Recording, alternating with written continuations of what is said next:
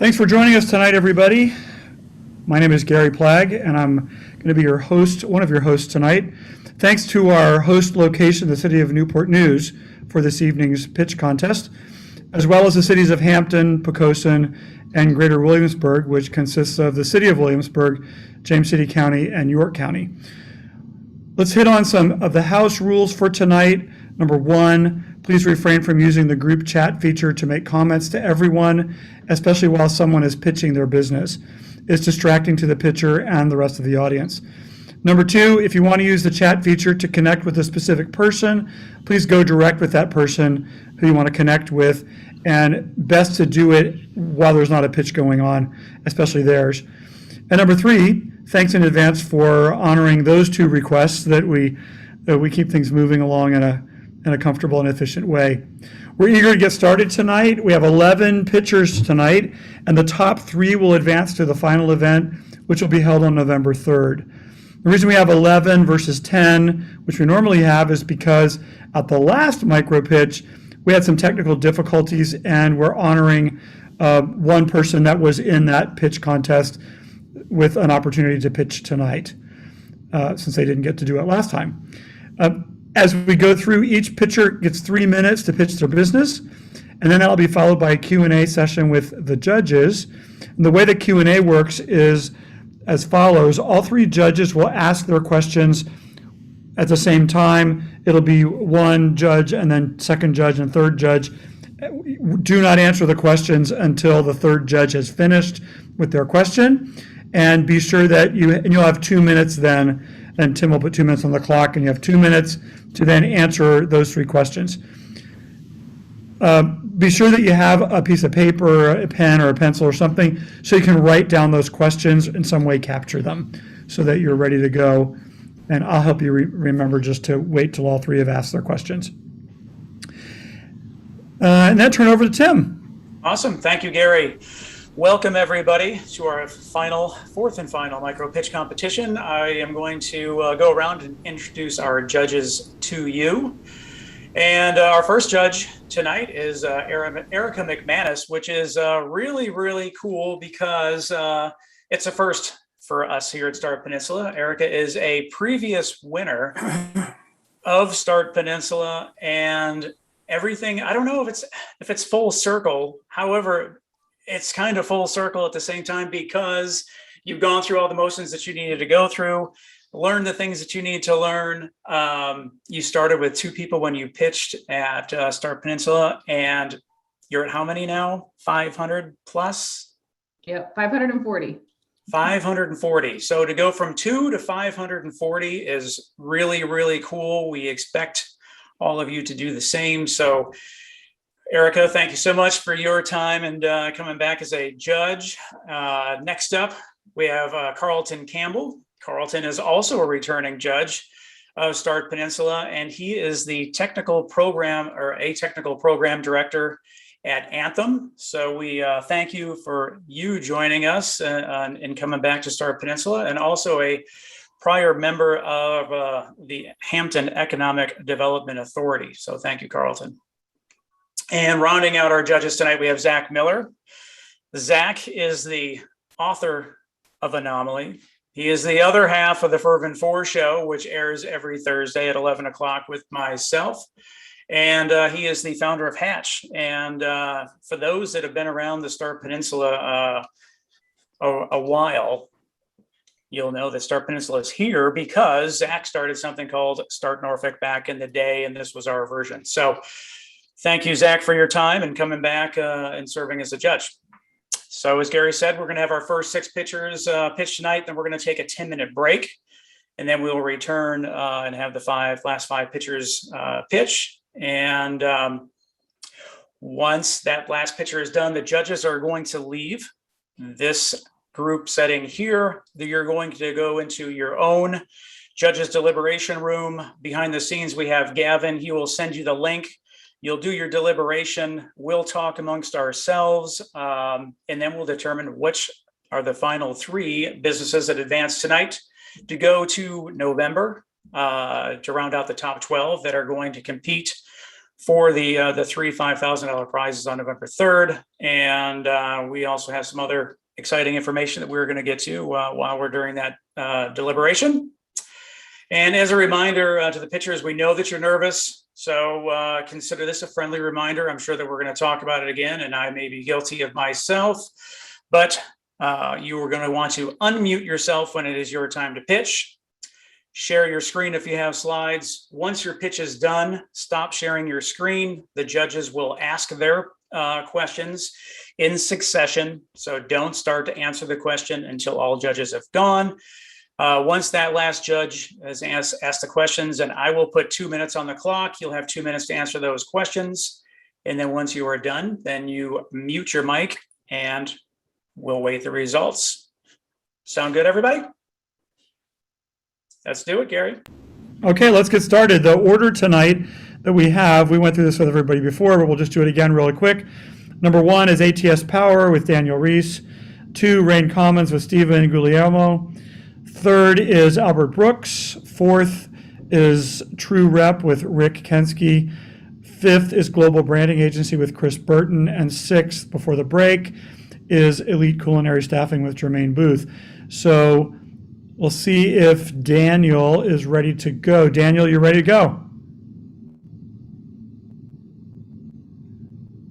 You're muted. There you go. Okay. I still cannot share my screen, so I'll do it without the slides.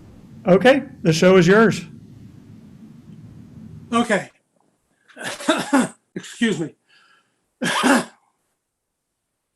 Between 85 and 90% of everything you use or consume has been transported by ship at one point. There are approximately 60,000 ocean-going ships in the world inventory. The shipping industry contributes between 2 and 3.5% of the greenhouse gases worldwide on an annual basis. Consequently, the International Maritime Organization has mandated that the industry reduce greenhouse gases by at least 50% by 2050. Our solution, called the Zero Emission Ships, is the only one that will completely eliminate GHGs aboard ship and on land. Our competition is dual fuel LNG engined ships. Other competitors include single fuel like ammonia and hybrid power, such as internal combustion engines, plus batteries. Our target market is ships with between 50 and 75,000 installed horsepower. They comprise more than 50% of the ships in the fleet in this power range. Our estimated cost for a system is $12 to $20 million. That is less than or equal to the cost of an LNG dual fuel engine in the same power range. We recoup the cost of a system within 1 year because ships in this power range have an annual fuel bill of $35 to $50 million. When implemented, our system has a zero fuel costs. That means the owners recoup $35 to $50 million within 1 year. In the interim, owners and operators of alternatives will have to contend with increasingly complex and onerous regulations, not only by the IMO, but also by coastal states. Our revenue potential per system is between $4.5 and $7.5 million. We have a strong team of well-known and well-respected industry professionals. We have a multiple paths to market, either in cooperation with the suppliers of the principal components of our system or on our own. At this stage, we need about $750,000 to complete corporate staffing and the other key instances of a stage one. And that is time. Stage two. Okay, thank Say you. again? So we're ready to go on to Q&A, and we'll start with Erica. So Daniel, do you have something to write down some questions with? Yes, I do. Okay, go ahead, Erica. Yes, my question would be right at the end. You jumped into some of the funding that you were requiring as well as utilization. And I'm interested to know if you have any prototypes or where you are as far as design of this solution. No, that's stage 2. Don't answer till Oh, you yeah, ask your I'm question. sorry. Okay. It's okay. Carlton, you're next. Yeah, I just want to know, this is very interesting to me. So are you looking at providing the horsepower replacement for these ships? Or are you creating these zero emission ships yourself? I'm a little confused as to what it is exactly that you are proposing as compared to what you mentioned from your competitors. So if you can just add clarification when you respond. And Zach, you're next. I'll piggyback Carlton's question. What is the real solution that you're doing in this thing? Okay, Daniel. All You right. got 2 minutes. We do not have a prototype at this point. The prototype is going to cost about $5 million. So that's for stage 2. We provide only the power, not the ship. These ships cost between 125 and 200 million dollars. The third question, this is, I had a slide that showed the system. The power is comprised of fuel cells and batteries. The hydrogen for a fuel cell is generated on board the ship through a combination of reverse osmosis, which produces pure water. We then go to a hydrolyzer, which produces the hydrogen, and the hydrogen is used by the fuel cell to produce electricity. The electricity powers ABB azipods. They are steerable power units. There are no shafts, so they're very efficient, approximately 10 to 15% more efficient than regular shafted engines. Any other questions?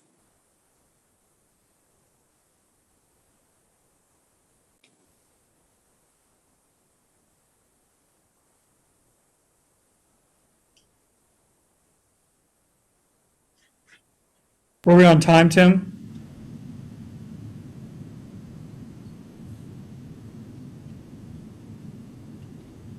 Tim, are we at 2 minutes yet?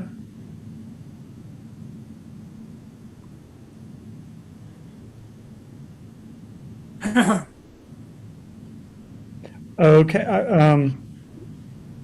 I think we lost Tim somehow. Yeah. Does anybody need further clarification? That's time. Okay, all right, thanks, Daniel. Okay, thank you. Stephen, you're up next. Are you ready? Oh, yeah. Okay, and Tim's going to give you 3 minutes whenever you just get started. The floor is yours. Cloud gaming has a 27.2% compounded annually growth rate, and it's an industry worth $1.4 billion. But what is cloud gaming and what is cloud computing?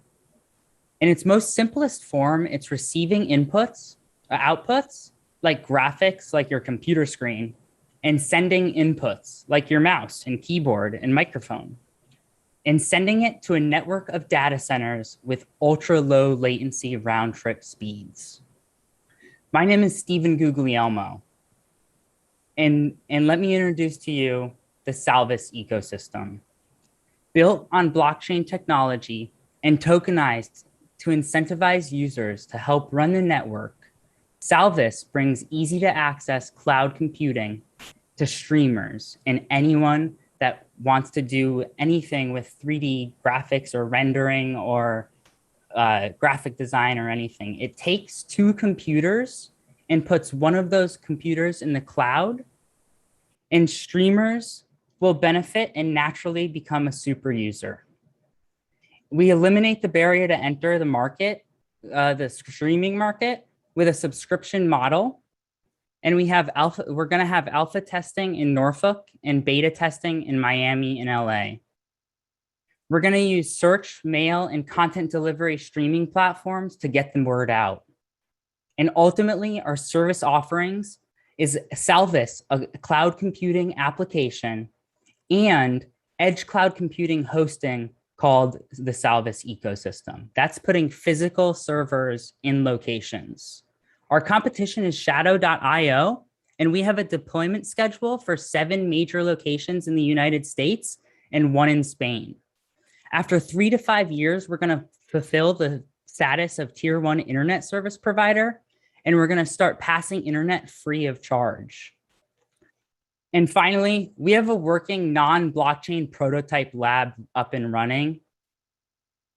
And I'm happy to introduce to you the Salvis ecosystem. Thank you.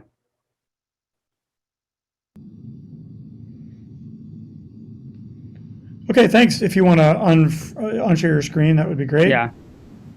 And then we'll start with questions we'll start with Carlton.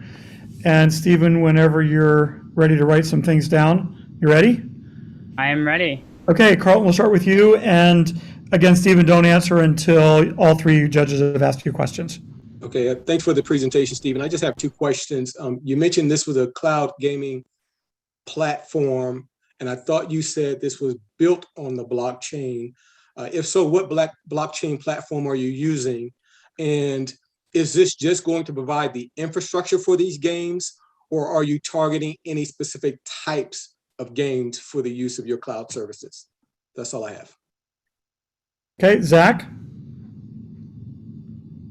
So is this more of a PlayStation, Xbox type of deal? Is this more like a Twitch type of thing? Like, explain the use case of what this is pretty similar to. And shadow.io is is just some random dude's URL. So I wasn't able to look at that. So like, what is this really compared to?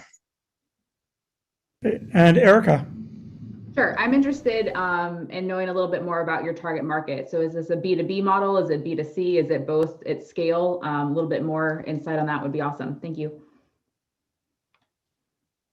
Okay, Stephen, whenever you start answering the questions, Tim will put 2 minutes on the clock for you. So yeah, our infrastructure is actually, our blockchain technology is working off the Akash network. That is a containerized version of blockchain technology that is using idle resources in multiple locations, whether it's a private cloud or a public cloud. You're actually running that system on these servers, and it's giving you the ability to run containers and ultimately run an application. The application is taking 2 computers and making it 1, but it's actually doing a lot more than that. It's actually taking a single application that you're using, taking it to the cloud, processing it on the cloud, and then sending the graphics back. So it's applicable for any application ever. Like, so I can use Blender like a 3D rendering program. I can use After Effects, a video program. I can use any type of platform. Shadow.io is literally a cloud computer. You log in, you set up a computer, you get Windows, and they are backlogged for, I think in the United States, it was December of 2022. We're B2B and B2C. With the cloud computing hosting that we're launching in 7 cities, that's where that's the business to business, and we're B2C with the application that actually offloads graphics or applications and gives back graphics. Thank you. That's time. Okay, thanks, Stephen.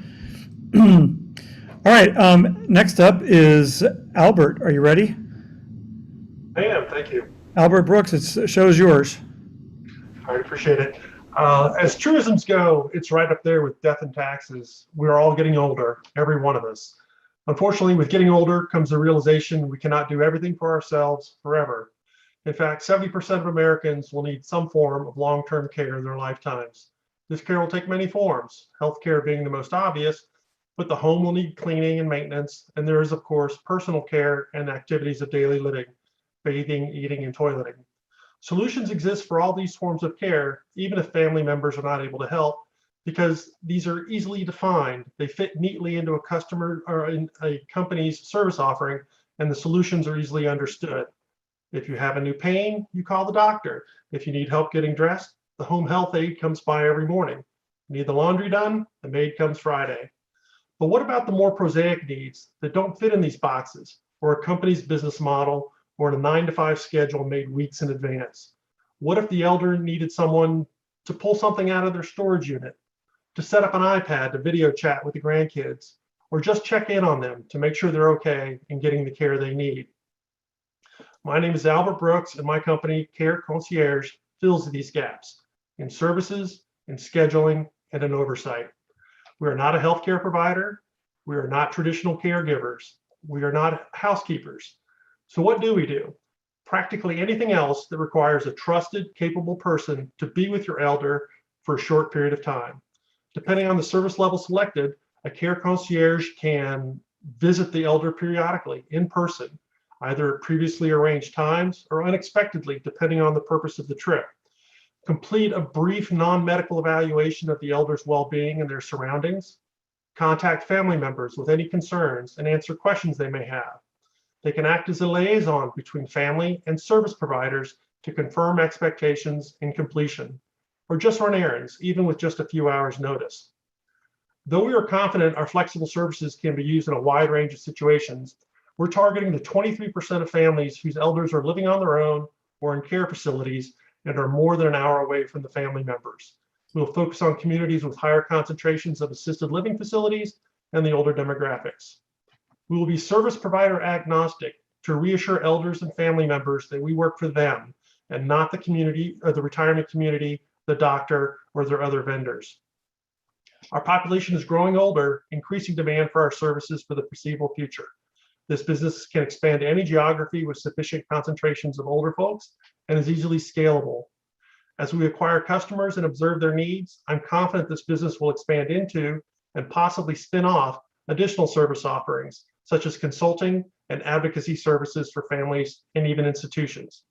I'm here today not so much to ask for investors, but to ask for your thoughts on the demand for this service. I've personally seen the need for this in my own life, but do you think this business could be profitable? That is time. Okay, thank you, Albert. Go to the judges' questions. We're going to start with Zach. Do you have something to write down questions, Albert? I do. Okay, just a reminder to wait until all three have asked their questions before you answer them. And Zach, we'll start with you. You probed the question myself. What is the demand? You said there's other things out there. Like, explain to me a use case on like your first 1 to 3 target customers of that 22% that you would use it, that they wouldn't be using some other service out there. You know, care.com is based in our backyard. They seem to be doing a lot of those things. Are you a software play in there? Is this really a connection play in there? Like, where the demand is really in what kind of thing I would think in there. So like, give me a real use case of something that you would start with. Okay, Erica? Yeah, in a way, I think there's a great marketplace play here. So in that, I'm thinking more of what you mentioned in your, I guess, I'm not sure what you would call them, but like your concierge agents or the people responding to the needs.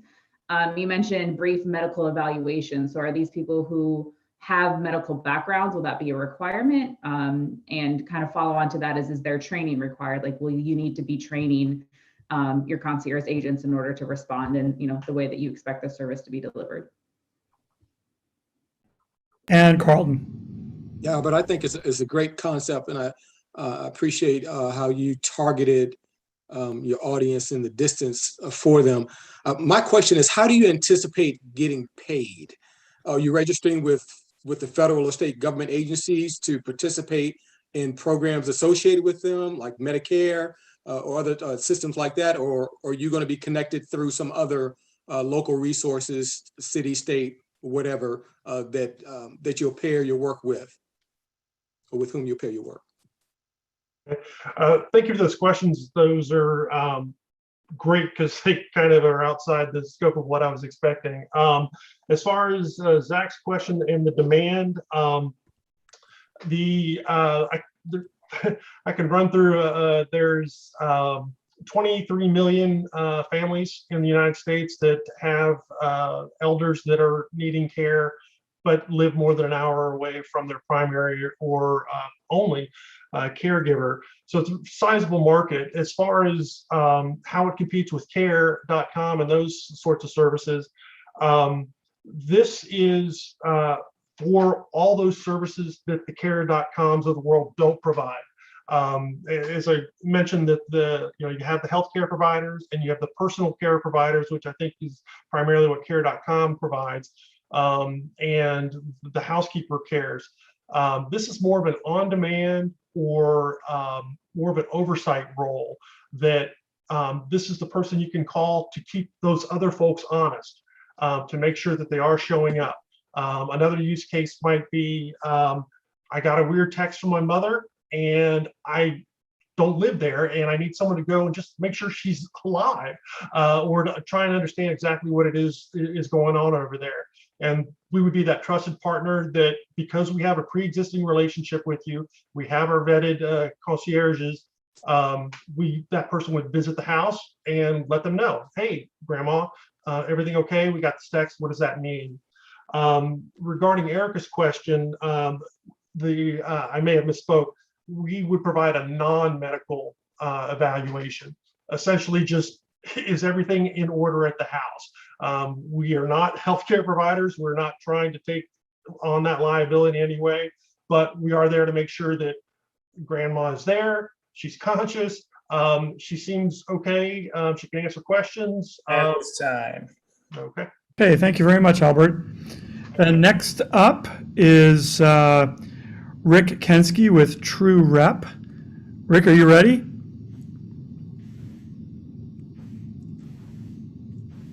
Let me get this, and forgive my technical thing. I'm going to just keep it as the profile here, if you don't mind. Can you guys hear me okay? We can. So whenever you start doing your presentation, Tim will give you 3 minutes. Thank you. Guys, my name is Richard Kensky, and today I'd like to discuss with you what last year was a $14 billion industry. But I was taught never discuss politics or religion in polite company.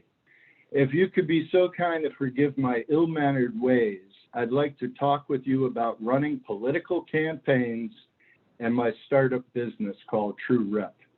Although politics can get heated and divisive, the idea of True Rep is rather straightforward and simple. We are gearing up to be a one-stop shop for candidates wanting to launch and run a campaign. The team I'm putting together will not only be able to jumpstart campaigns, but also provide the services needed to run them. As our name True Rep implies, the candidates we will be assisting are running for representative positions such as Congress, where they spent over $7 billion campaigning last year. It doesn't take a lot of work for new candidates to acquire the burning desire to run for office. But realistically, to launch a viable campaign is a large undertaking. Before they go running off to make speeches, there is tons to do. It's as extensive as launching a new business. This is where political parties get their upper hand. They are more than happy to invest in candidates that they feel can help their agenda and help them stay in power.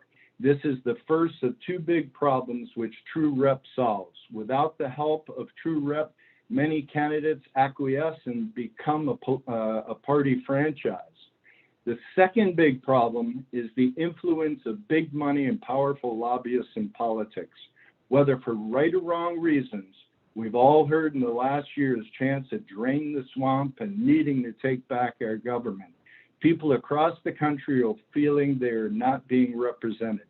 For the last 4 years, I have been working to get candidates committed to fixing the systemic problems that allow our representation to be hijacked. Over 3 years ago, I founded a political nonprofit named Make Voters Matter because studies have shown that the average voter has zero influence on legislation, regardless of how they voted. This year, Make Voters Matter has gotten over 40 candidates running in Virginia to make a signed commitment to their constituents, pledging to make representing them their top priority and vowing to work toward enacting anti-corruption legislation. True Rep is ready to take this very appealing message, which can easily be duplicated, to help build campaigns for candidates across the country. That's time. Thank you. Okay, thanks, Richard. And we'll start with judge questions. Do you have something to write down questions with, Richard? Yeah, and hopefully we'll keep this so you can at least see me a little bit here. Yep, you ready for the questions? You bet. Okay, remember to wait till all three have asked you the questions and then you can answer them. So we'll start with Erica. Yes, thank you, Rick. 2 quick questions. One is, are you providing just coaching and kind of executive guidance or also funding? And so then the follow-on question would be, where do you expect the funding support to be coming from? And then Carlton. Yeah, to follow up on Erica's question, I was going to ask, what is your revenue model? How do you anticipate generating funds for this business, which I think is a great idea actually. And do you have any statistics that show that candidates who have signed these pledges have actually followed through on these pledges to show that, going back to, I think, your nonprofit, to show that that model has been successful? And then Zach. Marketing agency with a niche, is that ultimately what this is? Okay, Rick, you have 2 minutes. Tim will let you know when your 2 minutes are up. All right, if you can hear me, I'd love to answer Zach first, because he's spot on with the thing. It really, all those things, whether you're graphic designing or writing copy or even knowing all the laws about what forms to file, campaign finance, the whole thing, we'd be doing that remotely. So a lot of it is, to Erica's point, training and advising, as well as providing the services. Because we're ordering signs for many campaigns, we have a great deal for them. We can help provide everything. To get, and a couple people asked, especially Erica, about the funding. I guess I don't have to worry about internet. Okay, the funding comes from the candidates. They're still doing their thing. I was kind of silly. I had a nonprofit and I was giving away a lot of stuff, a lot of help, doing a lot of consulting and helping these candidates out. I found out the hard way that they are hiring campaign managers. They are hiring finance directors. They have on their payroll field organizers. So what we're doing is taking it and actually making a for-profit model out of what started out as a nonprofit.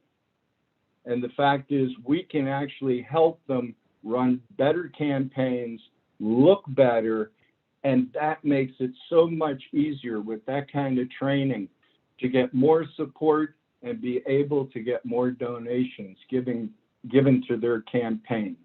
So basically, rather than what we've been doing and let them spend their money elsewhere.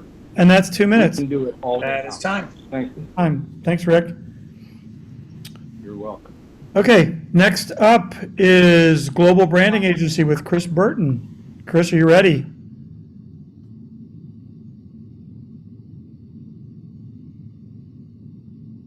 Hello, Chris. Sorry about that. Hello? Are you ready? Yes, I'm ready. All right, Okay. give me 1 second here. Yep. Okay. All right, I'm ready. Okay, so whenever you start talking, Tim will give you 3 minutes. Okay. So imagine being a creative, someone like CJ, for example, a millennial with a full-time job that spends every moment he has off growing his own podcast in hopes of one day being able to quit his job and make money off of his true passion. CJ is one of 47 million amateur content creators currently estimated by Signalfire, a data analytics firm.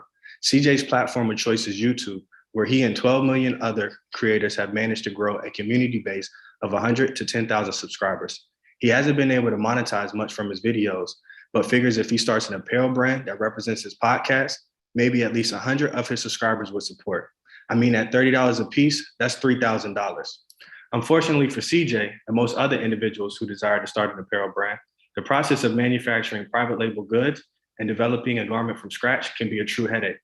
Factors like exaggerated lead times, high sample costs, and lack of trust in foreign manufacturers has led most people like CJ to settle on custom screen printing or print on demand options, just to be disappointed again. I know this from experience.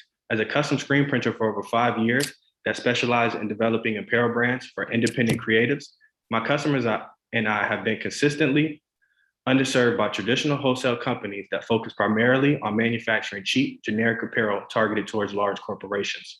This has left creators like CJ, who do not have a fashion background but want to provide their community with an elevated brand experience, unable to consistently supply this new demand and achieve his ultimate goal of becoming an independent entrepreneur. To combat this problem, GB has been working to develop a web-based platform that will allow users to confidently source, brand, and manufacture their own private labeled apparel in a central location. Utilizing 3D fashion technology, GD's ultimate goal is to amass a fully digital catalog of manufacturer-ready wholesale apparel templates that users can customize and brand according to how they deem fit. By digitizing our supply chain and partnering with seasoned manufacturers, GBA will be able to bring fashion-forward designs to market faster than competitors and focus on developing a one-of-a-kind user experience. To generate revenue, GBA will have a two-pronged approach. Initially, majority of our revenue will be generated on a transactional basis, which will be processed as a certain percentage of every bulk order that is placed on our site. As the company grows, GBA will begin to roll out a cloud-based subscription service that activates certain features for users, ranging from storing your brand kit and assets within your account, access to new designs before non-paid users, and an easily traceable record of past transactions for accounting and inventory management purposes. My name is Chris. I have over 5 years of experience in developing startup brands and bringing products to market. Along with my experience as an entrepreneur, I'm currently an operations assistant for a fast-growing furniture design and manufacturing company in which I work closely with manufacturers and vendors on a day-to-day basis. Thank you. Great timing. That's done. Okay, thanks, Chris. Do you have something to write down the questions from the judges? Just a reminder to not answer them until the last judge has asked the question. We're going to start with Carlton this time. Yeah, thanks for the presentation, Chris. It's funny. I actually used to have a promotional products and apparel and specialty gifts business here in Hampton. So I'm very familiar. And it looks like you have a whole bunch of screen printing buckets behind you of different sizes. I don't know if that's the case, but the question I have for you, though, is twofold. How does this compare to like Teespring or Printful or some other web-based service provider that does what it sounds like you're doing? And what is your unique proposition as compared to what they're doing? Next, we'll go to Zach. Yeah, in the same vein, I would assume that the print on demand stuff and the reason why a lot of this stuff is difficult is because it's pricey. How do you facilitate something that on the surface for a noob who wouldn't know how to do that, but has printed a lot of stuff in his life, can actually make that cost effective for the person that wants to make a business out of it? Because I feel like that's the reason why those things are the way that they are, is because they have to print in such big numbers. And Erica. Yeah, my question would be at the end of your supply chain. It's the only piece that I'm kind of unclear on is it like wholesale, then they would have to store all the stuff in the house, or are you also, they have 1,000 things printed, you're storing them somewhere and drop shipping for them? So just a little clarity at the end of the supply chain. So Chris, you have 2 minutes. Tim will give you 2 minutes once you start answering questions. Okay, well, how does it compare to competitors? The main way that it, I guess, differentiates itself from competitors is many of those companies are focused on, big corporations and offering, mass garments at scale. Unlike my users who typically only need about 50 to 100 products, and they're looking for products that offer, better quality fabric, a better quality fit, and that don't, lose their quality just after a couple washes. That was one of my biggest concerns from a client, was that, after he washed his shirt that he got from a print on demand company 2 times, it was unwearable. So we just want to bring a more of a focus to, quality apparel, quality fabrics, quality fits. The price has also been a problem for some of my customers as well. But what you actually see that when you do start screen printing versus manufacturing from a manufacturer, once you get to about 30 to 50 pieces, the price is very similar. By having a user base of already 100 to 100K subscribers, that lessens the risk because the people that we're aiming towards already have their community base established. So that's a way that kind of eases our consumers to doing orders with us. And then this is more of a wholesale option. So we will not be fulfilling orders at this time. We will be helping facilitate the manufacturing process and the design process, but our users will be responsible for shipping out their own products.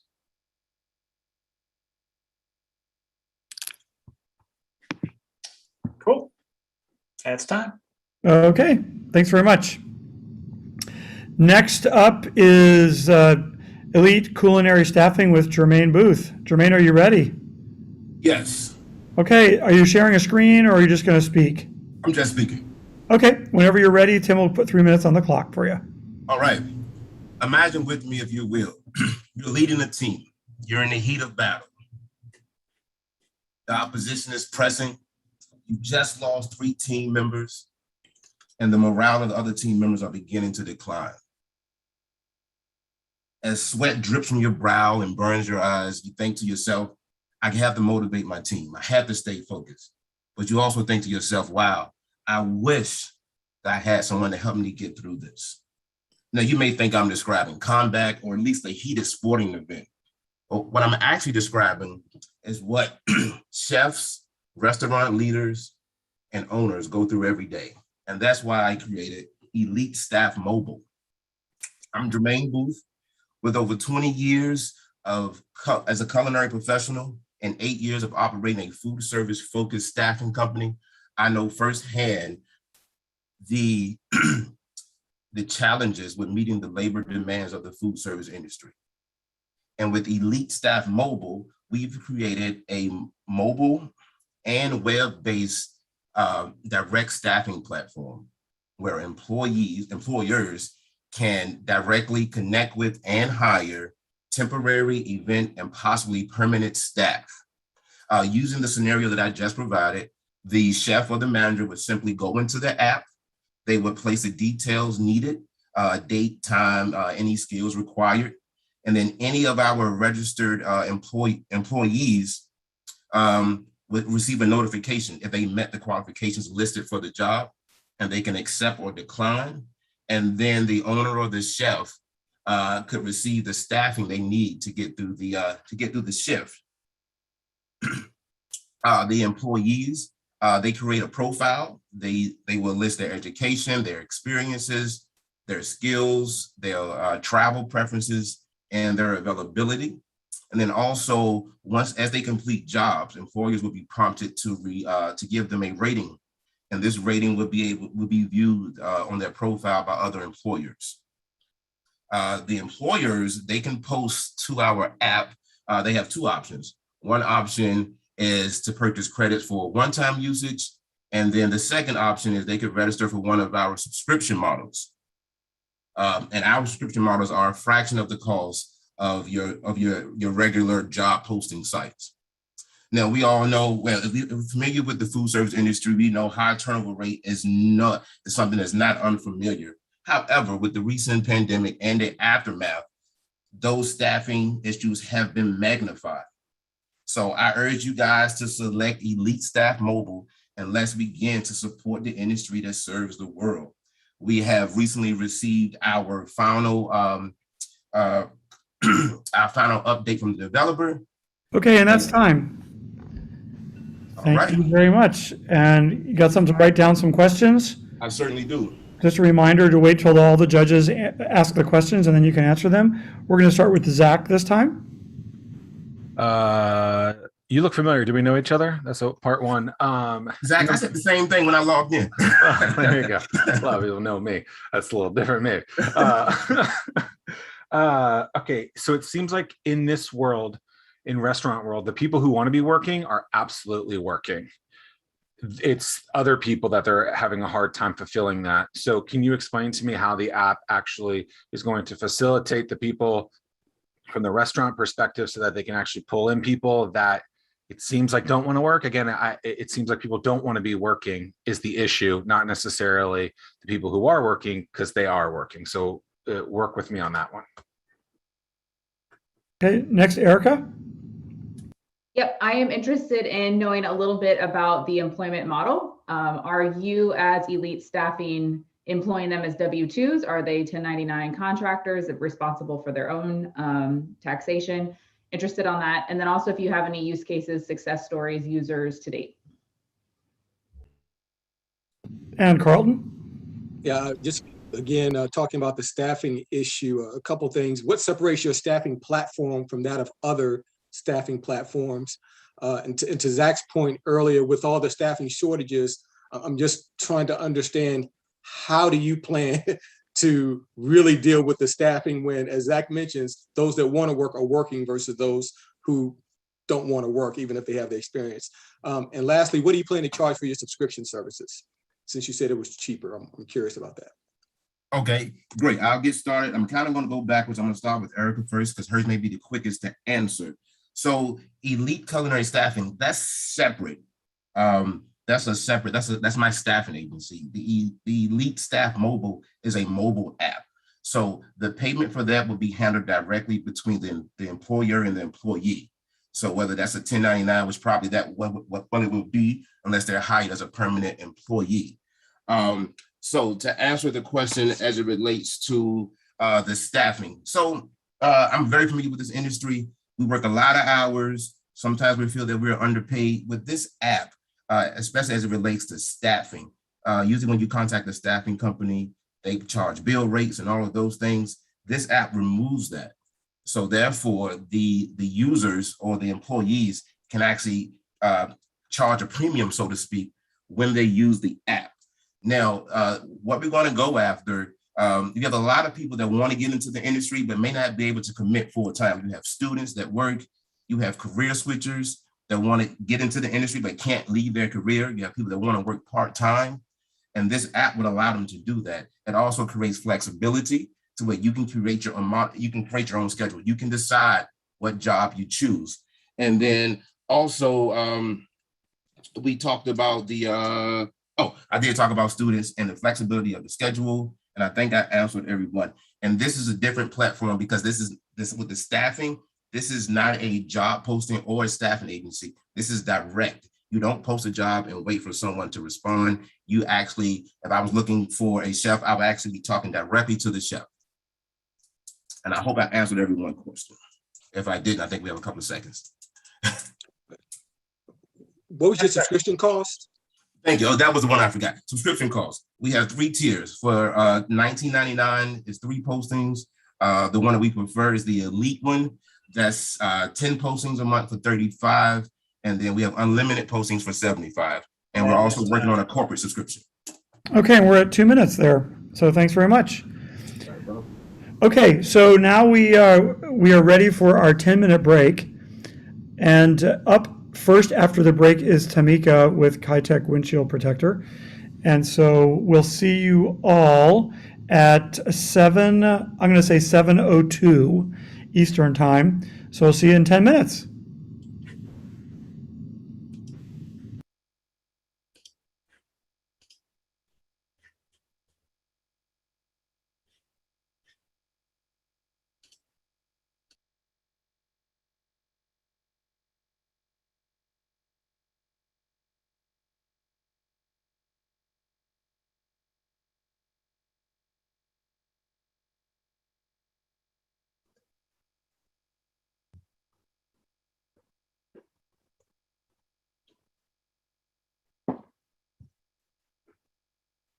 Hey Zach, how are you doing?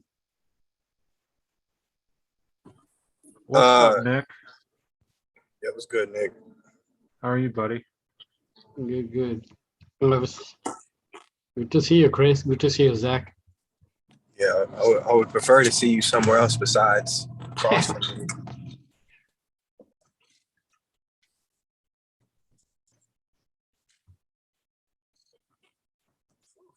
Can people hear us talking? We'll find out. Oh my gosh, boy, my nerves is killing me. This is Jermaine. I can hear you guys talking. Whatever.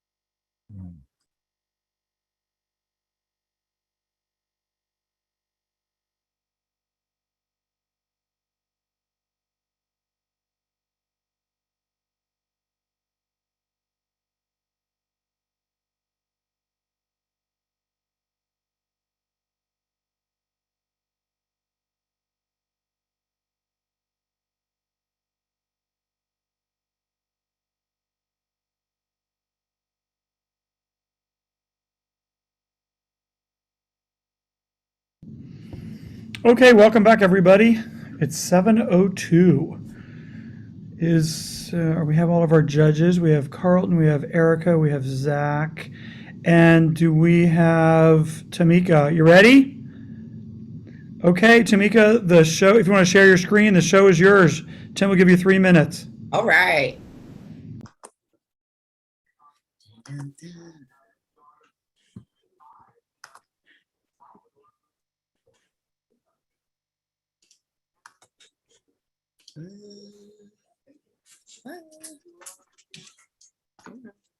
Gotta get that out the way.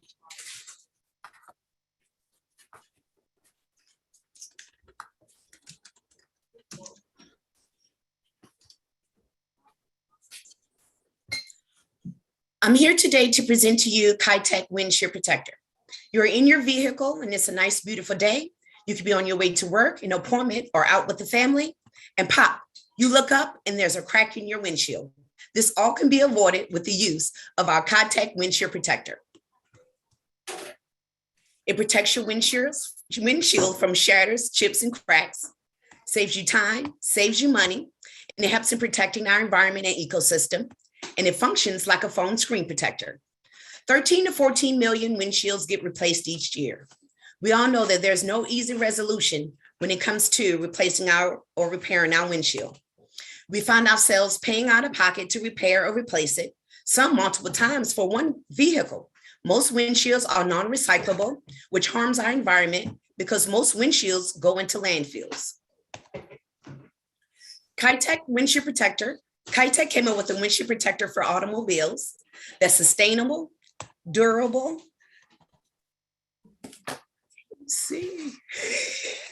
reliable, with easy instructions and do-it-yourself application, is eco-friendly and affordable. The windshield protector comes with a durable, everything is in the way, screen protector that has a shock absorber, an anti-scratch layer, and a silicone layer. With the cost of the vehicles today, why don't you protect one of your most important instruments on your vehicle, which is your windshield? The first person we call when there's a problem with our windshield is the car insurance company. They come to find out the deductible doesn't cover the complete cost of a windshield, or the windshield costs less than the deductible, and the typical price of windshield replacements is from $100 to $400, and that's not including the average cost of labor. Classic and luxury vehicles price as high as $1,500, and RVs windshields can cost anywhere from $1,000 to $5,000. How this will work, you will go online to our website, put in your vehicle type, your options, and your customizations, and all windshield protectors will have an anti-reflective glare at no extra charge. The product will be manufactured, packaged, and shipped to customers. Our price point for our standard vehicles is $69. The luxury exotic collectible cars and classic cars are $89. The RV, dump trucks, big rigs, school buses, and charter buses starting prices at $119. We will go from direct consumer sales to retail sales to government sales. Our profile of our target customers, anywhere from the age of 24 to 57. You could be single. You can be a school teacher, delivery driver, or Uber Lyft driver. You can have teen drivers or like to travel and be interested in do-it-yourself projects.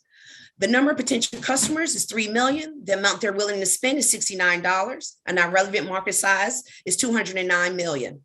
I'm Tamika, and I'm the founder of Kitech, and I personally had to replace 2 windshields within 6 months. So who's here to help save you money? I'm here to help save you money, protect your windshield, and promote the health of our global ecosystem. That's time. Okay, thanks, Tamika. You got something to write down, questions from the judges? Yes. Okay, go ahead and unshare your screen too, and we'll all go back on. I'm trying. Okay, we're going to start with Erica this time, once Tamika's unshared her screen. There you go. Okay, Erica. Yeah, I love it. I'm curious if you have a patent, if this is something like a special material, something that you've created, or you're utilizing just something in a new and innovative way.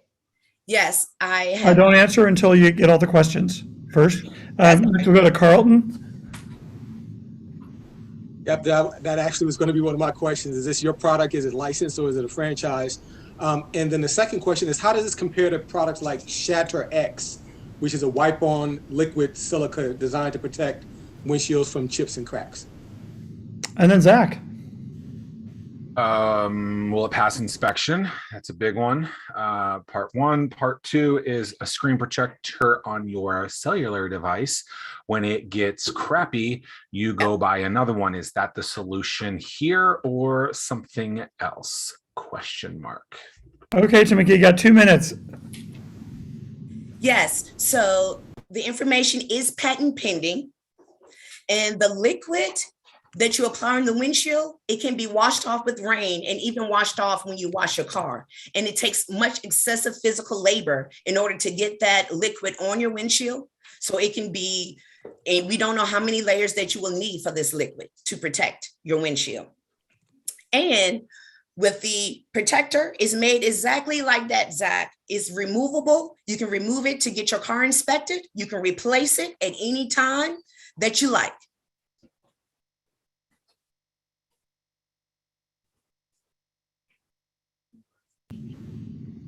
Was that all the questions?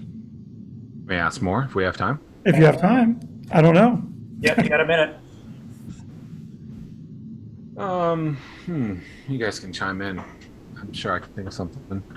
I'm a little curious, and when Zach mentioned whether or not this could pass inspection. So if this is on your windshield, you're saying that this could not pass inspection? Yes, it can pass inspection. Okay. Okay. You've gotten that cleared through people? Because is that like legit cleared through people? Yes, Because it's optical and it's transparent. It would be optical and transparent. It comes with a do-it-yourself instructions, so you can apply it. You don't have to go anywhere to a professional to get it installed. It would be manufactured, shipped to your door with instructions on how to apply and remove. And they're different sizes for different vehicles, did you say? Yes. Okay.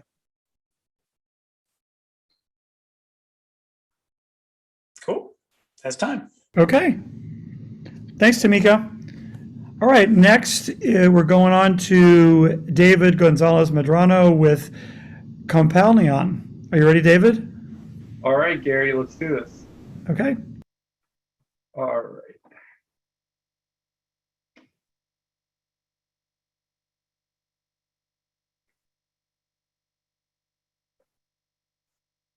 All right, here's your shocking statistic of the night. Currently, we have 3.5 working age adults for every retirement aged person. That ratio is expected to fall to just 2.5 working age adults for every retirement aged person by 2060. For comparison, in 1960, there were 5.1 working age adults for every retirement aged person.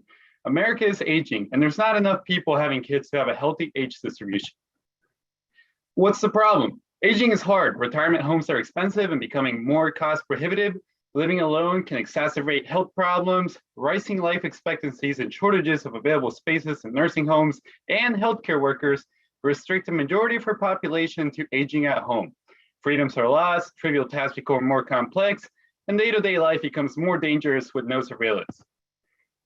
At Companion, we want to develop a tabletop artificial intelligence-enabled assistant robot that enables a comfortable at-home aging experience by providing intelligent companionship, managing smart home devices to monitor the patient and help with daily house chores and keep track of medications and other reminders.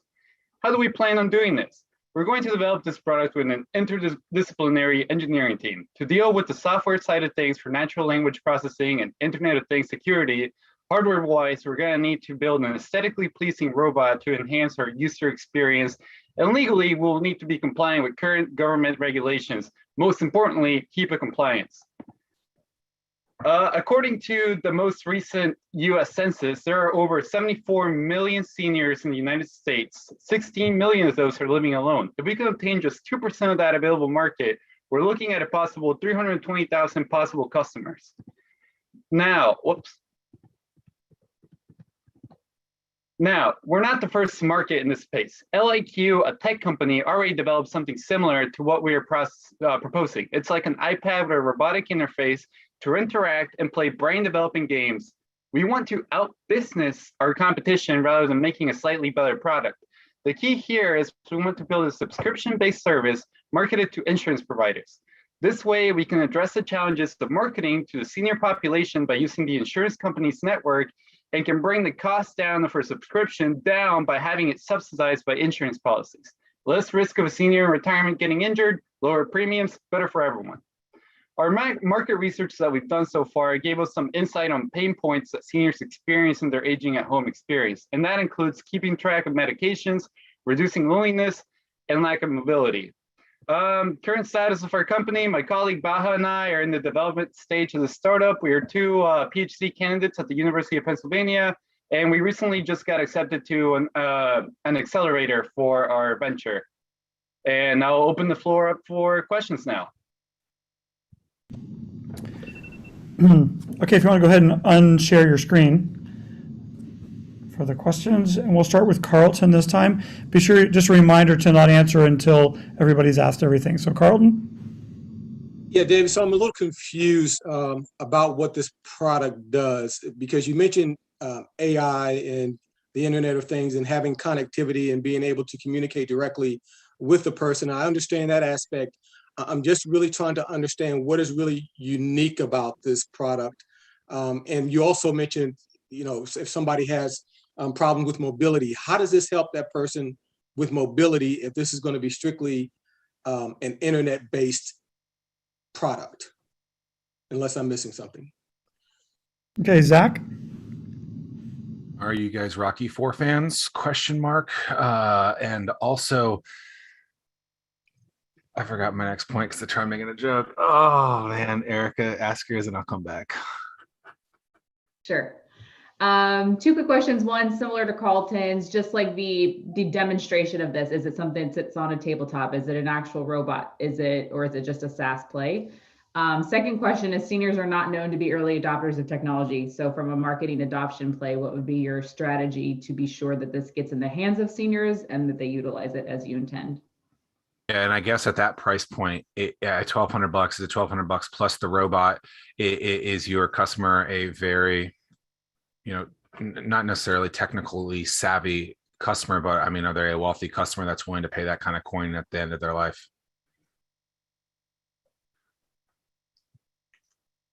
Okay, so David, you got 2 minutes, and Tim's give you 2 minutes when you start answering. All right, Carlton, to answer your question, basically the way we're envisioning this to go is basically a smarter Alexa. Alexa, like if you can connect Alexa to your IoT devices, such as like cameras that you have in your house or speaker systems or stuff like that, basically we just want to develop an assistant that can connect to all the smart home devices in your home, whether that be cameras or they have like smart shutters now, so you don't even have to lift like your window shutters, you know, speakers, your Ring doorbell, something like that. But we also want to make it aesthetically pleasing. So there's this Japanese company that basically developed this like seal, like a robotic seal that older people just kind of like, it would like just, it was like a smart like stuffed animal, and it did help with like anxiety and loneliness. So just having something like that can actually talk back to you. You ask it questions, it can you know, ring in, like if someone were to call your home phone,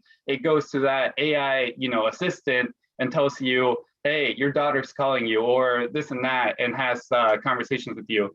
Erica, to get to your question, how do we get it in the hands of seniors? That is definitely going to be one of the more challenging parts, and that's why we want to go through insurance providers, because obviously, you know, marketing this is going to be very difficult for people that are not very tech savvy.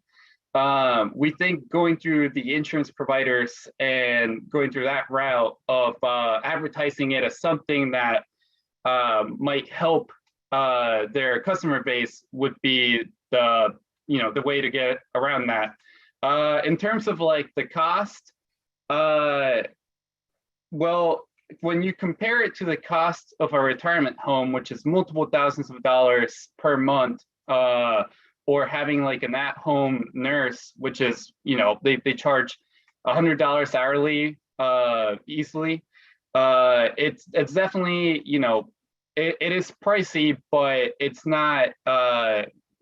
We think it's a reasonable point, and obviously that will all be reiterated back when we actually start talking to the insurance companies and seeing how we can get ideally, if we can get it put into a policy, that would be the best way to do that, because then it just comes from the insurance premiums. And that is time. Okay, thanks, David. Next up is Manny Manuel with Aloha Gardens. Manny, are you ready?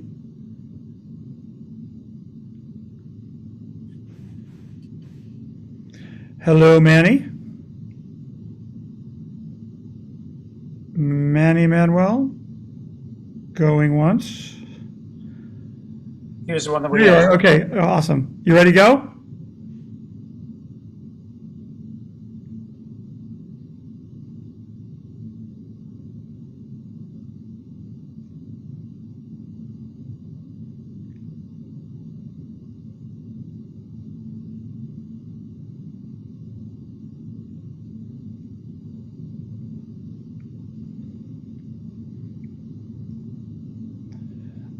Are you ready, Manny?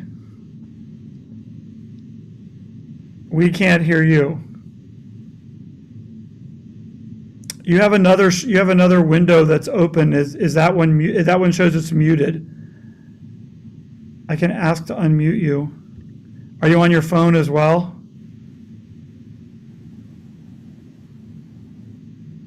Oh, well, it shows you twice, and they're both unmuted now. So I tell you what, why don't you figure that out and we'll go on to the next person. Okay, so that would be Nick with Car Happy. Nick, are you ready? Yes, sir. Okay, we'll go ahead and have you go. And once you start presenting, Tim will give you 3 minutes. All right, let me share the screen. All right, good to go? Yep, show's yours. There you go. All right, I'm ready. All right, good evening, everybody. I'm Nick Hunderay, founder and CEO of Car Happy, concierge car care service. Car maintenance has been stuck at old school, don't you think? And most people drive to the shop, wait in line for service, and return each time they need a service. If you say monthly car wash, oil change twice, and state inspection, that's 15 times a year. And it's what your grandparents are doing, you're doing the same thing. While these days you could push the button and get ordered everything at doorstep, why not car care? I have a solution to fix this problem. Car Happy. Car Happy gets your car picked up from your doorstep, perform the service offsite, and return to doorstep. So you never have to worry about it. Saves you a lot of time and no worries or frustration. How does it work? You order through the app. It's 4-step simple process to order. And then the provider shows up at your doorstep, pick the keys, do the inspection of the car, take it outside, do the service, and bring it back. And the business model, we charge $75 for car wash, $90 for oil change, and state inspection $75. And we ensure at least 20% commission is kept. We can add more revenues as we scale. Is there a market, you think? Absolutely. The Google search shows there's 1 million vehicles in VA. Considering the 15 services I talked to you about, rounding up to $1,000, is 1 billion here in Virginia, DC, Maryland, Virginia, accessible market is 6 billion, and total cars in the US is 250 million. That puts a $250 billion a year market. And the target, how do I go, is first we want to target B2B companies with fleet, and then promote Car Happy to employers as an employee benefit, and then go to B2C like DoorDash and Grubhub. And the strategy I have for that, the B2B, we have 10 days nurturing process before we start sales. And then for B2C, obviously social media marketing and local campaign like signs and door hanger distribution.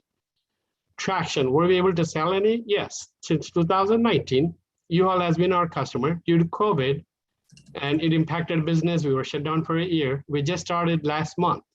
We got 35 orders in September, and we're already 10 in October. And then for employers, we have one client in Norfolk with 3 cars, potential to go 15. B2B, we are testing the Norfolk pretty soon. And competition, there is none directly, although there's mobile services and stuff. Who is supporting me? I have a team of 25 years experience marketing guy, Brian. IT 25 years venue and 7 years car delivery experience with Sean Hall. And we are raising like $500,000 in angel round. And the goal for us to reach like 1,000 services or 10K MRR within 6 months from the finish. And that is time. Thank you, and Q&A. Okay, thanks, Manny. Oh, not Mrs. Manny. This is Nick. Nick. Yep. So let's go unshare your screen. Perfect. And we'll start with, you got something to write down questions? Remember to go with the next, wait for all three of them to ask, and then you can answer. And we're going to start with Zach this time. So you have some traction. Wonderful. Why so little, even though you're doing this full time? Is there a legit real demand in this market, or does it really need to be in other cities? Go to Erica. I'm curious in your profit margin splits. So how much is going to you as Car Happy? How much is going to the provider? And if there's any room to lower your pricing to the end user?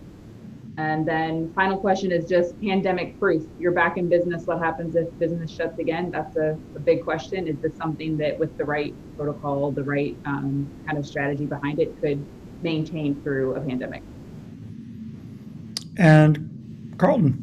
Hey, so I want to confirm, is this basically an app that you're promoting and providers and other businesses subscribe to, kind of like an Angie's List, and you just connect the consumer with the provider through that app?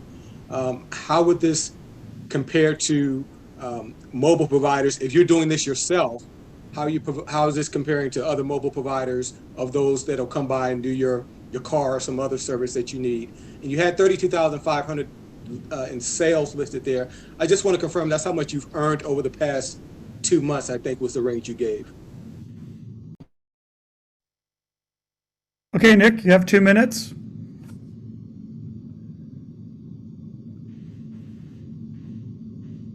All right, to answer first Zach's question, why so little is like we were shut down for the pandemic. Just before the pandemic, we started scaling, and we have one U-Haul customer strongly supporting from time to time. And we wanted to scale to other fleet, but then in our original model, we were connecting with the local service provider that can pick up, do the service, and bring it back. But now we pivoted, and then we are hiring drivers to do that. It's again, with the pandemic proof, that also answers Erica's question of pandemic proof.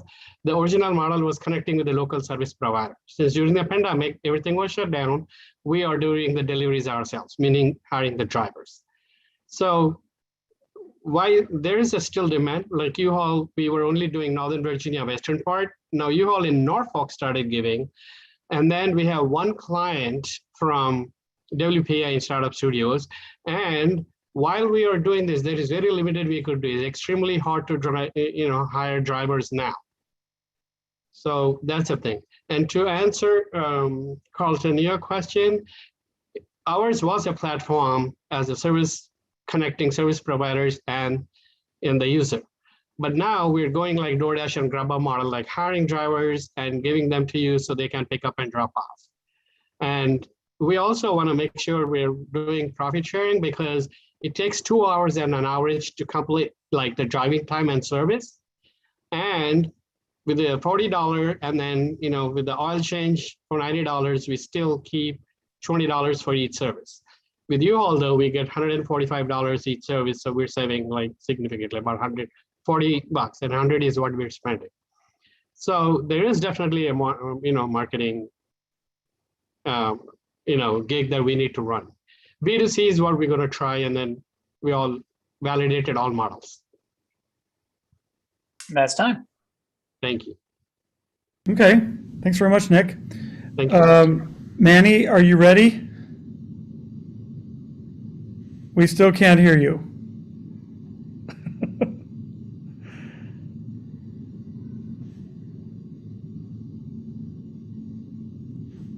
Testing 1, 2, 3. Testing. We can hear you there. All right. Oh, well, we got you. Okay. Are you going to share your screen or are you just going to speak? Share my screen. Okay, let's do that. And you'll have 3 minutes once you start.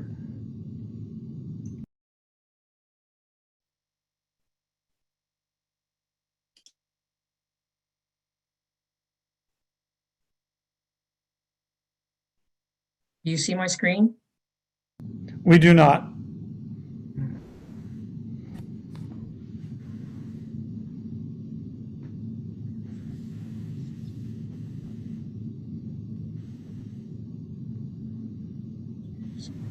Share screen, share.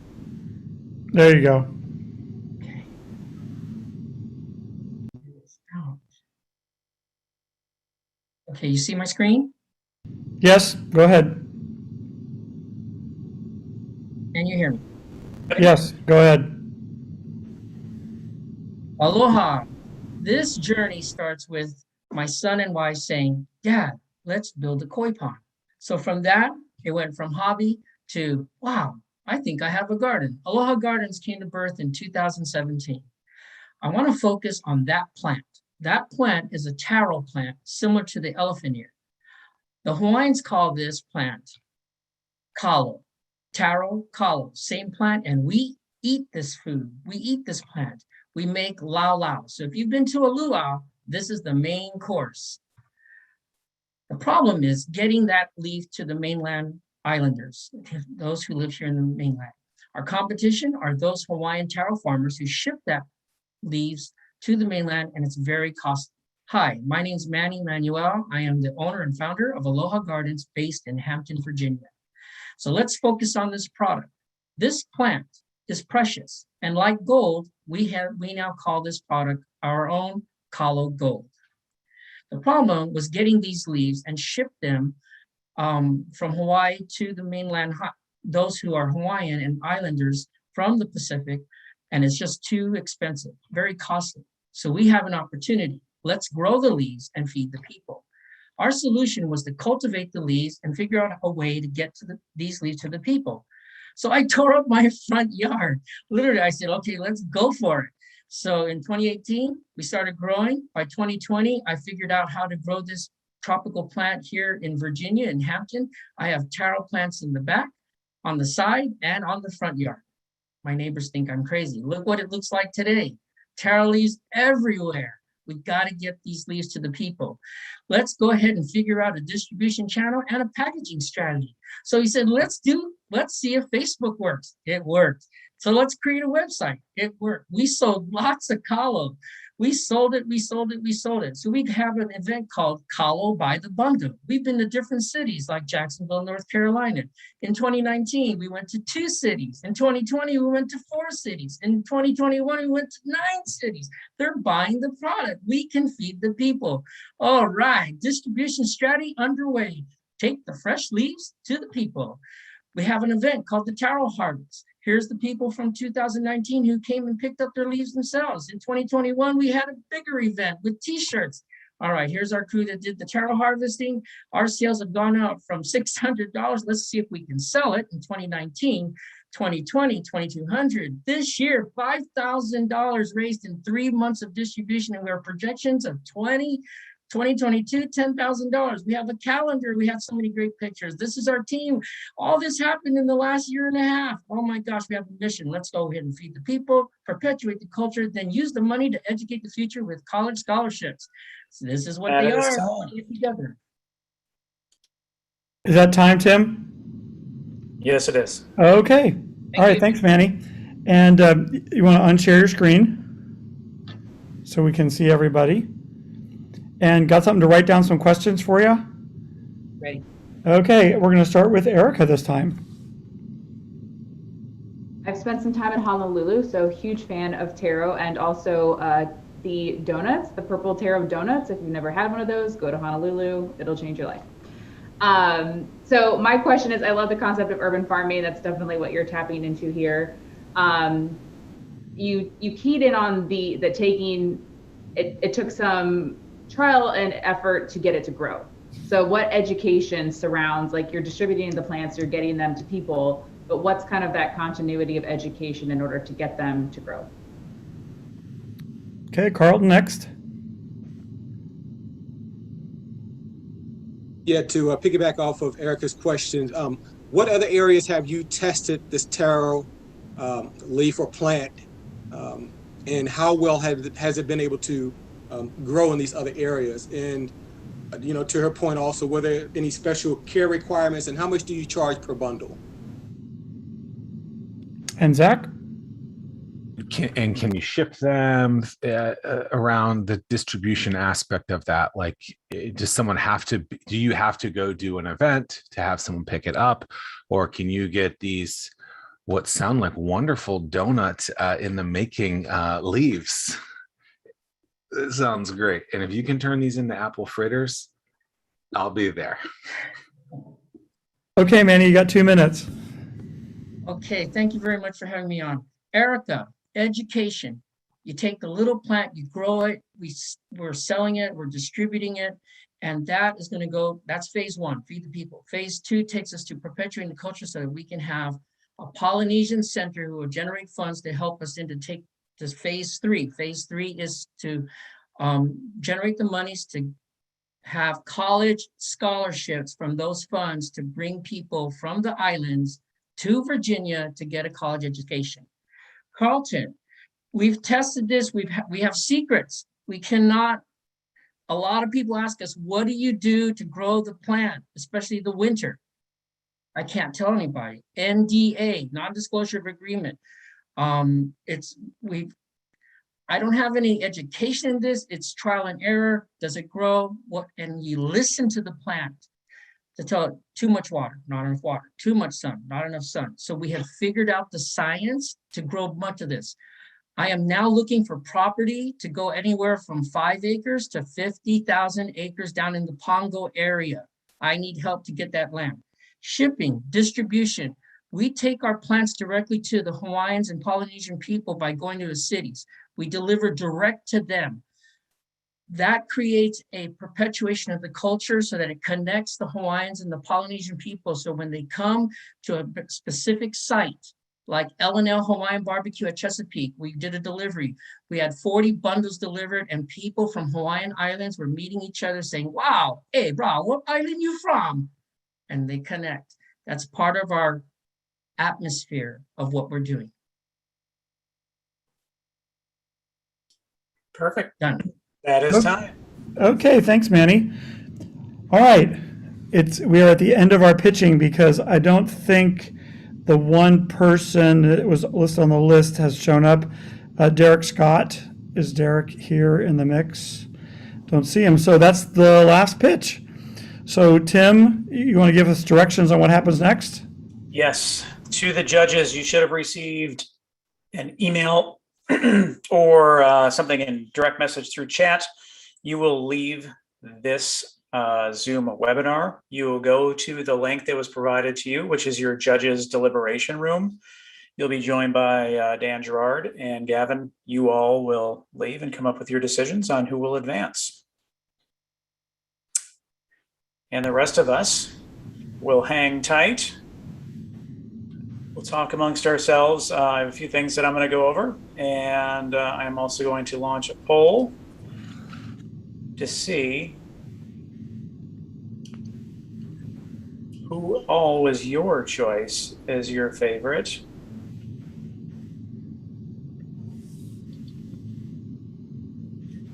Just give me a second. Now we'll launch that. And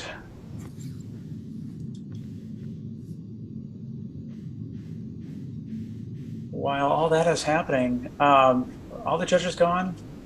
Yes. Good. Good. So, get back to where I was. We sent an email out to all the participants, to all the pitchers, a couple, I guess last week. We wanted to talk about what we're doing. We're going to have the top 12. So 3 people are going to advance tonight, and that's going to be the top 12. So we had 4 micro pitch competitions, and you all have the opportunity to represent that top 12. So essentially, that is the top 12 of all of the 757 Hampton Roads area businesses for the year. So do join us.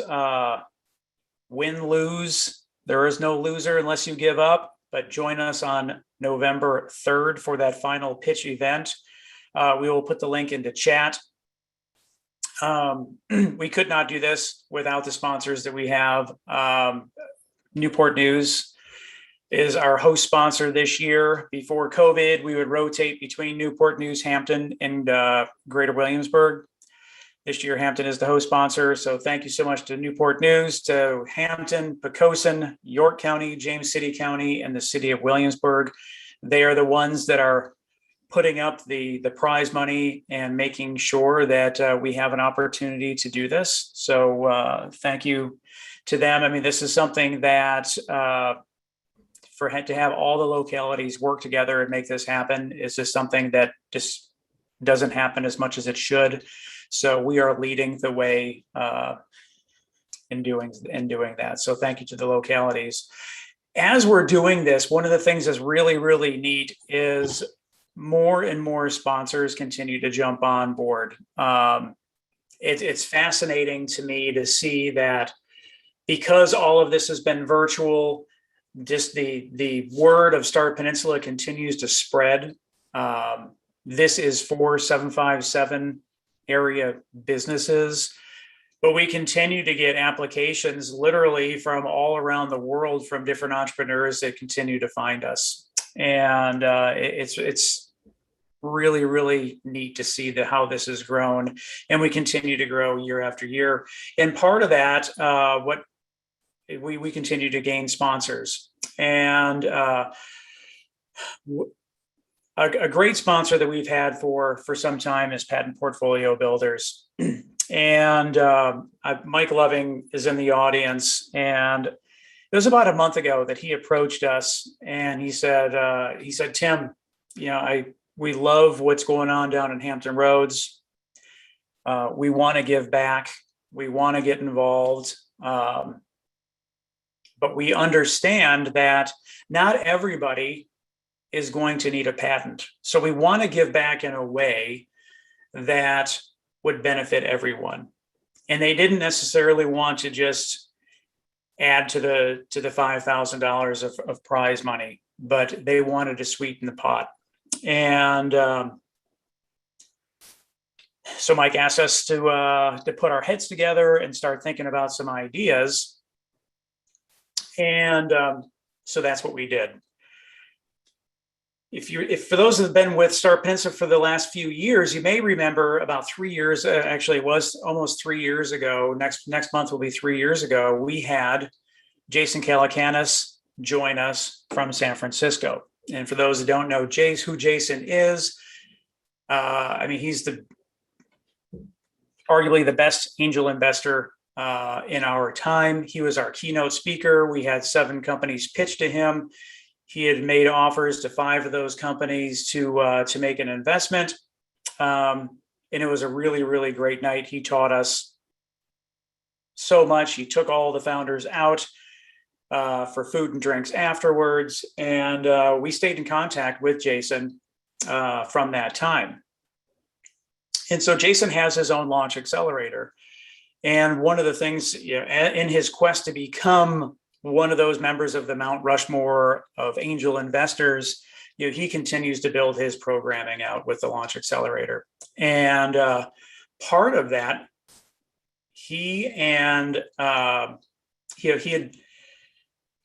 developed the programming, and with the co-founder, Craig Zingerlein, they created something called Growth University. And what Growth University does, it teaches businesses, all of the businesses within the Launch Accelerator, things like how you interview your early customers, how do you gain those early customers, how do you do paid acquisition, taking a deep dive into Facebook, Instagram, Google, and then finding those initial customers. How do you do fundraising? Those are just a few of the different topics that Growth University has. So every single company that goes through launch becomes a member of Growth University. And the thing that's really cool about this is it's backed by Jason, and every single one of his companies go through it. So you're learning about the best from the best.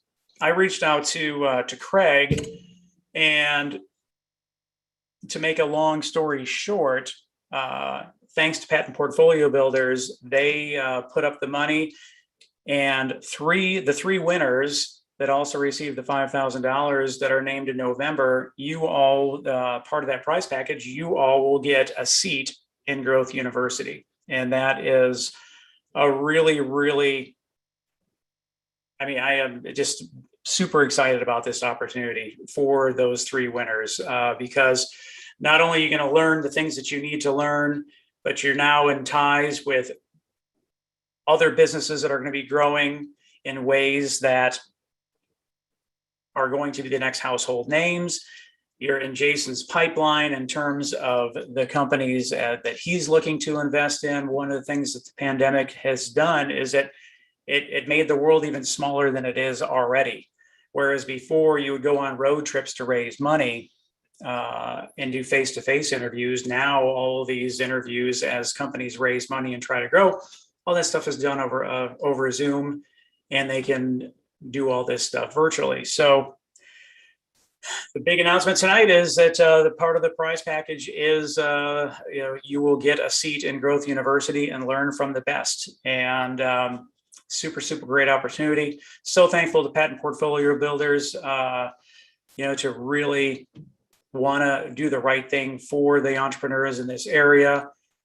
If you do have patent questions, we'll make sure that everyone has Mike's contact information. You'll get in touch with Mike and Steve.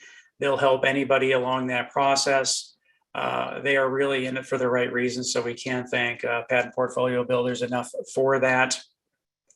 For those people that want to learn more about Growth University, Craig was also really, really kind.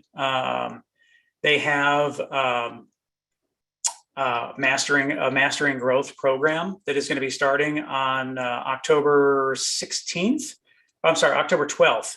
And if you use code TRSW10, that will get you 10% off of the cost of that course. We'll make sure that we throw that into to chat as well. But they wanted to make sure that they extended that, so I'll throw that into chat. And growthuniversity.io is the link to check out Growth University. With that, Tim, Nick has a question. Yeah, that's what I was just going to open up the floor to, was to people that had questions. Actually, the poll that you just gave, I don't know if it was for us, but it will let me vote. I mean, there's nothing, I was not able to click and select any of those. And I already, interesting. Yeah, it told me hosts and panelists could not vote. So. But I could not vote either. Yeah, I couldn't vote either, so I don't think any of us could vote. So I guess it's even. Boy, the way the Zoom changes everything. Okay, well. Typically, Michelle King is a spectator, and she said that she says no problem on her end. So I think that what it was, I think it was for the attendees. Yes. Okay. So I think the Zoom may have changed something on their end, but it's always really, really interesting to see how the fan votes and the audience votes line up with the judges, and they have, up to this point, they have always aligned. It's been really, really interesting to see that they have always been. Yeah, having said, one of the attendees said I voted, so I'm assuming it's for attendees. Yeah, that's too bad. In the chat. And I can't.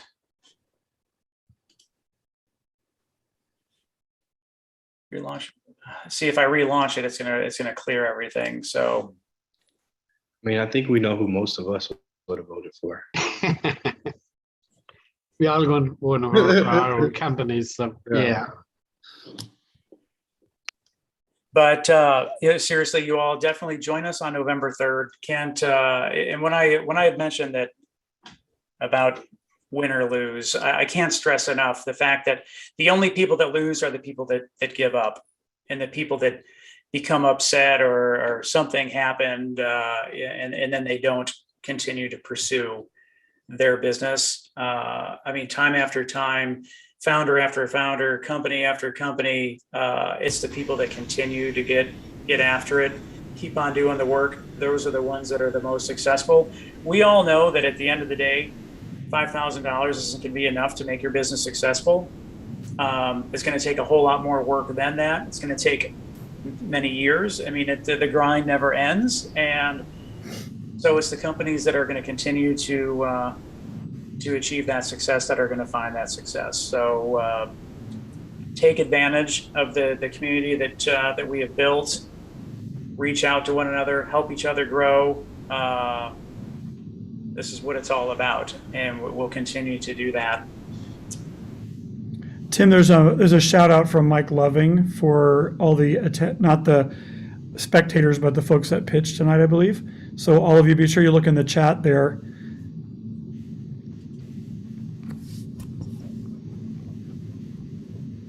Yeah, I mean, the community that we have built has been great. I mean, it's a reflection of you all. I mean, it's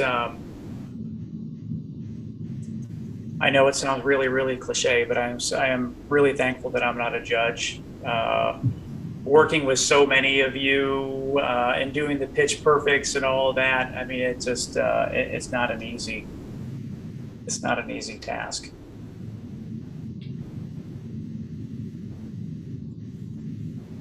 But one thing that I will say that I can't stress enough when it comes to pitches is don't overlook the opportunity to use a use case. So if you can talk about how somebody can use your product or how somebody can use your service, then it just makes it a whole lot easier for somebody to understand how everything works. I think there's a couple questions from judges in terms of what is the use case. And one of the things that we talk about in Pitch Perfect is numbers tell and stories sell. And so we can talk about interweaving that pitch with a story so somebody can understand. And in Pitch Perfect, one of the things that we do is we talk about the initial pitch for Uber, where they had talked about two friends went to a Golden State Warriors game. They had too much to drink. They thought that, boy, wouldn't it be great if we could just push a button on our phone and then a driver could pick us up. We wouldn't have to worry about driving after having one too many drinks. And people can identify with that. They understand it, as opposed to, hey, let's get into the tech and talk about how we're going to geofence and position cars, from a geospatial aspect on a phone. What's this sorts of encryption, yada, yada, and then people get lost really, really quick. But simplifying everything. So don't forget that aspect. It's really, really important.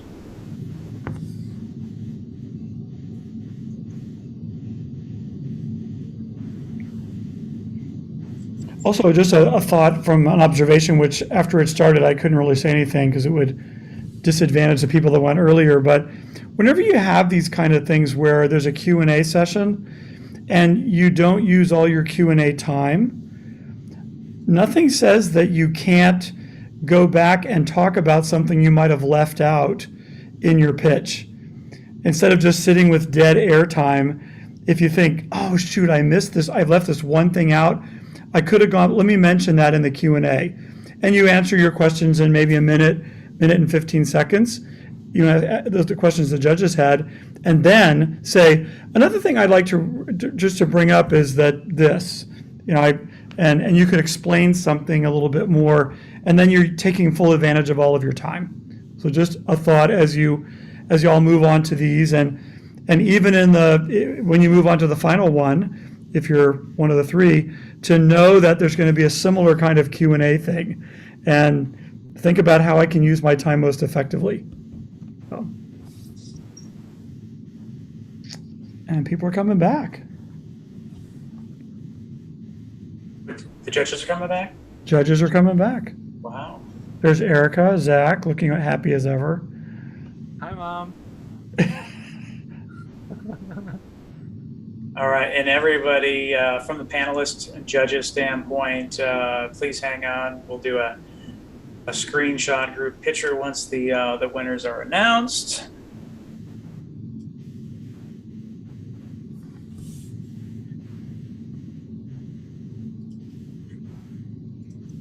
Carlton on? No, not yet. If you guys want feedback from me, find me on LinkedIn and I'll tell you, good or bad, what I thought. Zach Miller. Zach Miller says.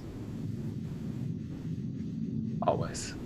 Gary, you get the chat? Yep, I got it. I got the 3. Yep. And say I'm a little nervous. Yeah, I just I updated this one. So yep. Okay. So, Judges, do you want to give any feedback before Gary shares the big reveal? Yeah, sure. So I think really understanding your problem, articulating that to a very specific pain point that you can really address with a very easy to identify solution is the most important thing in a competition like this, because you know that vertical very, very well. We're hearing you for 0.2 seconds, and so is any crowd. We're trying to understand that thing very, very quickly. The more tangent you go on, the harder it is for us to understand it. So like, if you could say it in 20 seconds, you would be better off than just talking longer in a situation like this. So really understand the pain point, tell a story around it, tell a quick solution, do okay with it.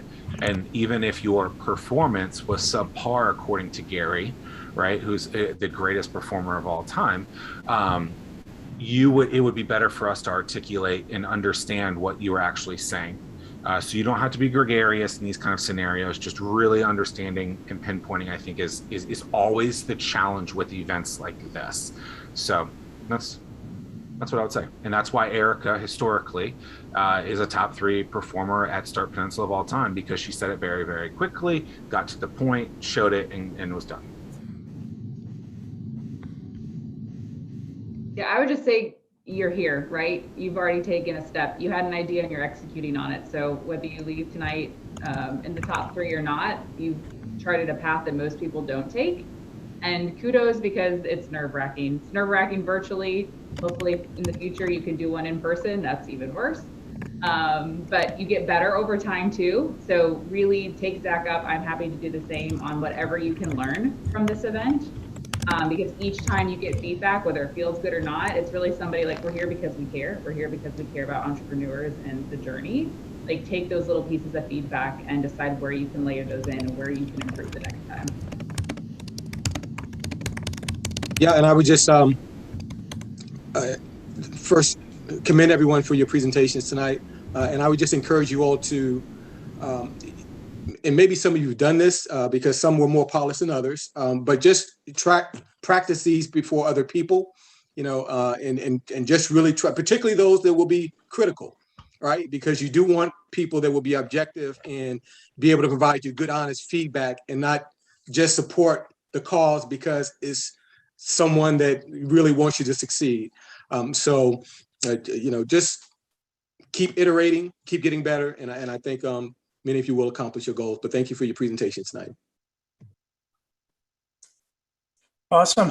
Gary, I'm going to jump in real quick to thank the judges one more time. You all did a really, really great job. There's a lot of communication done on the behind the scenes from my end. So whether if it's text message, direct message through Zoom or whatnot, received a lot of positive feedback on the judges. So thank you so much for your time. Judges is something we spend a lot of time trying to find the best people and the most qualified people that know what it's like to either raise money or write a check. So thank you so much. And one more shout out to our localities, Newport News, Hampton, James City County, Pocosin, York County, and the city of Williamsburg. Thank you so much. And Gary? Are we ready? Let's take a 10-minute break and we'll come back. I'm just kidding. Just kidding. Okay, our finishers for tonight, moving on to the big game on November 3rd. And this is in no particular order, just how they were sent to me.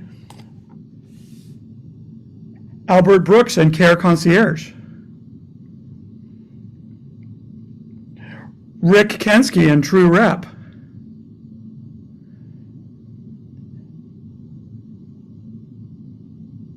Is everybody nervous right now? Tamika Brown and Kai-Tech windshield protector. Congratulations, everybody. Look So at her she's face. trying We to gotta breathe. record that. She's like, oh. That's why I waited. Yep. Congratulations. There you go. Well, that wraps up the activities tonight. I'm going to grab a quick screen share. Yeah, Tamika, you have to smile and not be shocked. Okay. For the picture. Smile for the picture. One up. We got to wait for, we had a chat pop up.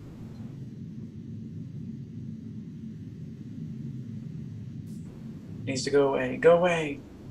Click it. Yeah, click it, it'll go away. Well, I already have the mouse. Oh, there we go. Ready? 1, 2, 3. Awesome. Congratulations, everybody. That concludes this evening. We want to see you all November 3rd. Hey, Tamika, just make sure you look that somebody reached out to you in the chat. Okay. And to the winners, we will be in touch with you with more direction in terms of what the next steps are. Continue to keep working after it, everybody. You all did really, really well. Super proud of you all. Yep. Congrats, everyone. Congrats. Thanks for a great night.